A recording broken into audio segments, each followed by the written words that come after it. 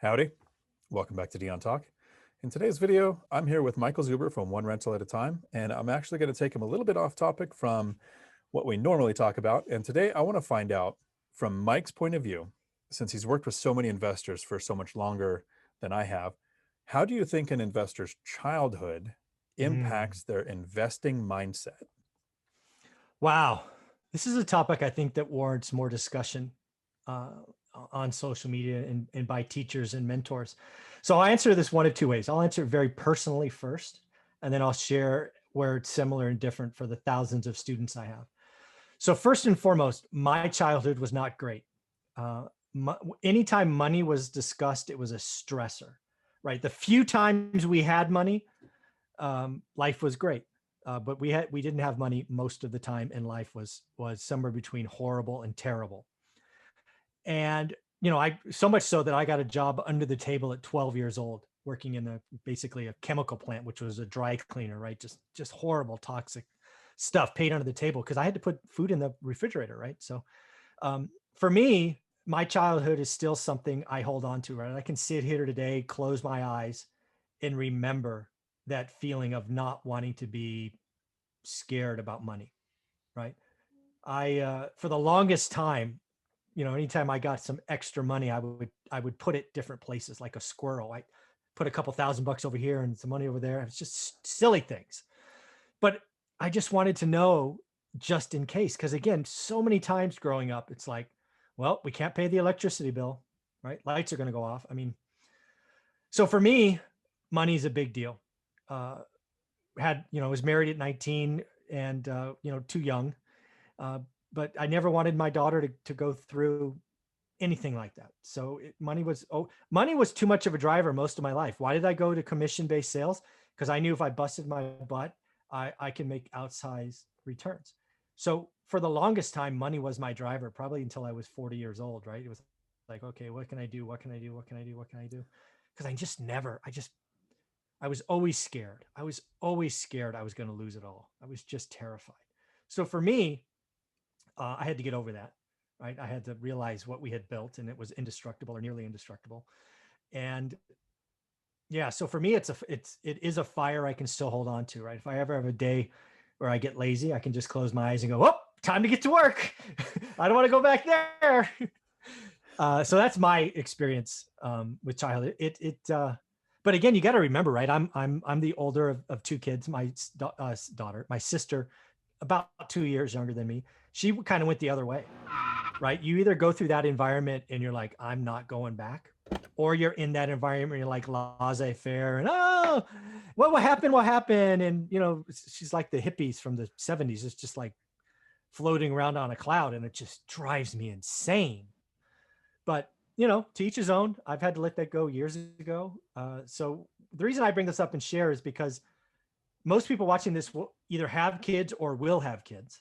And you've got to realize, as the adults in the family unit, your kids are watching.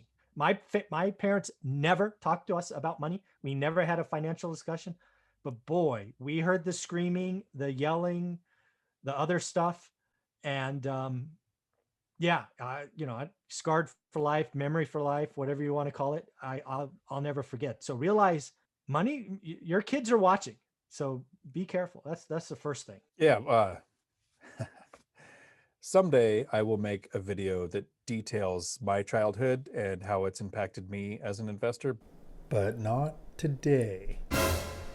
But a life hack that I figured out that I hope my kids don't watch this video for was I've never really talked finances with my kids enough, and I made it to 40 without ever having $1,000 in the bank. And I was just kind of letting life happen to me, kind of an impact of what my childhood did to me. But at some point, I figured out finances. I became financially independent in less than 8 years. And right about that time, I actually found your book. It was 2018. I was making work completely optional. And I found your book and I was reading it. I was listening to it. And I was like, this is absolutely everything I did, like step by step what I did. If I'd found this 8 years ago, it would have taken 3 years instead of 8. But nice. Timing is what it is. And now my kids are grown up and they watch my YouTube channel. And sometimes my son, he'll come to me and, a topic we'd never talked about in the past, he'll come up and he'll know a concept from the video that it took me That's 3 days awesome. to research to make sure I got my data right. So Wow. that's been pretty cool. Kudos. Yeah. Yeah. But let's go. And then now, so that was my story. I'm an open book, whether it's good or bad. Some people look at it and laugh or whatever, but it's fine. My story is my story. But of the thousands of people that I've helped, what I would tell you is a couple of things. First and foremost, your childhood has an impact on you, the investor. First off, you either have a abundance or a scarcity mentality right off the bat. I could tell within a 20-minute conversation kind of what your childhood was like with money, right? Are you treating everything like a scarcity and you're trying to hold everything and hide anything? Or are you just like putting it out there and because you believe in abundance? That's the first thing. And then the second thing is, are you a positive or negative thinker? Right? Are you talking to somebody who achieved financial independence through one rental at a time, and all you want to talk to me about is the negative? Well, what if this happened? Well, what? Yeah, that could happen. But I mean, are we going to spend the next half hour talking about the 1 or 2% that may happen out of a 1,000, 2 times out of 1,000? Is that what we're going to focus on? Or are we going to talk about the other 998 things that are awesome about this business? Right? People come at it from different angles, and people talk about financial freedom or independence or legacy wealth, but when you talk to them as somebody who's done it, they're either going to talk about how they want to do it and they're willing to do the work, or they're just going to ask questions all about the negatives. This, what about that, what about this? I'm like, time out, we're not going to have this conversation, right? If that's what you want, don't come to me.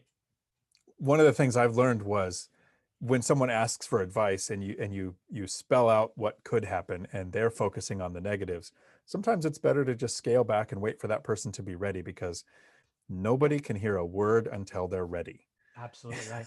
Yeah, I usually stop those conversations. If I go down the path and all we're talking about is the negative, I'm like, I value my time too much to have these conversations. So, when you're ready, I'll be here. But this isn't going any longer. It's no fun. Right. And it's like that sentence, if you want something, you find a way. If you don't want something, you find an excuse. And the people who can find excuses are pretty creative at that. Oh, they're out there, believe me. Yeah. So the last thing to wrap up with how a childhood impacts investors, what I've seemed to notice is there are some people who take their childhood and use it as a litmus test for everything in life, how their relationships work, what type of job they do, where they live.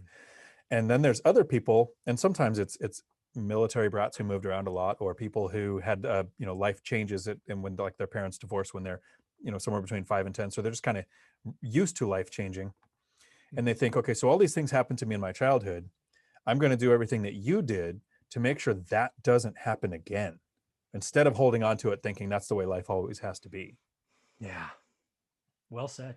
Yeah. Okay. Agreed. Well, I really appreciate you coming on here and doing this with me today.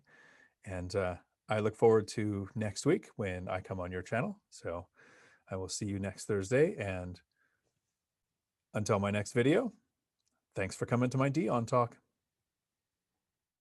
We're sorry, the number you have dialed is not in service at this time.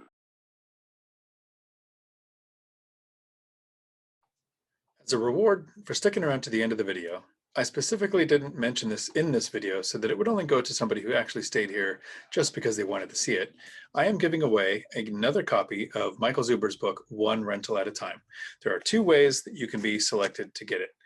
In the comments below, in this video, Mike mentioned how old he was when he got his first job, how many years his sister is older or younger than him, and how old he was when he got married.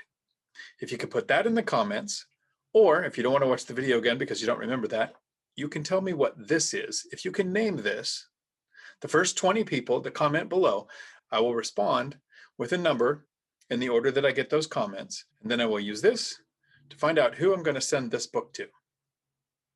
Thanks for coming to Dion Talk After Hours. Awesome. Very cool.